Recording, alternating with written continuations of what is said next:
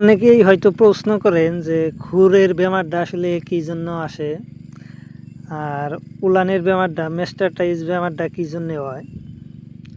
মূলত আমি এই দুইটা বিষয়ে কথা বলবো আর কি। 1 নম্বর, উলানের বেমারটা কি জন্য হয়, মেস্টাটাইজ বেমারটা। যে অনেক সময় দেখা যায় যে আমরা গরু পানানোর পরেই গরুটা শুয়ে পড়ে আর কি। তো তখন ওই বোটটাতে আমরা গাখীর পানানোর পরে শুয়ে পড়লেও ওই বোটটা চাপে না আর কি।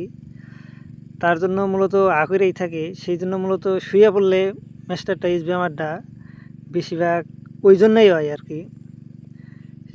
এই জন্যে গরু পানানোর পরে শোবার দেওয়া লাগে না আর কি, যাতে নাশ হয় এই ব্যবস্থাটাই করা লাগে আর কি।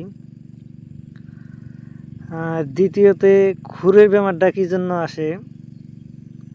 খুরের বেমারটা মোটামুটি এই জন্যই আসে আর কি, যে পরিষ্কার পরিচ্ছন্নতার জন্যই কিন্তু গরু বাছুরের বেমার আজারটা বেশি হয়। যত পরিষ্কার পরিচ্ছন্নতা রাখবেন তত বেমার আজার কম থাকবে আর কি। খুরের বেমারটা ওই জন্যই আসে যে পরিষ্কার পরিচ্ছন্নতা না, সেই জন্য মূলত খুরের বেমারটা হয় আর কি।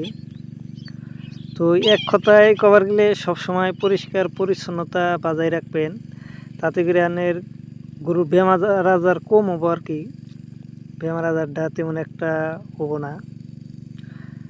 সবসময় পরিষ্কার রাখাটার চেষ্টা করবেন, যাতে বেমার আজার কম হয়।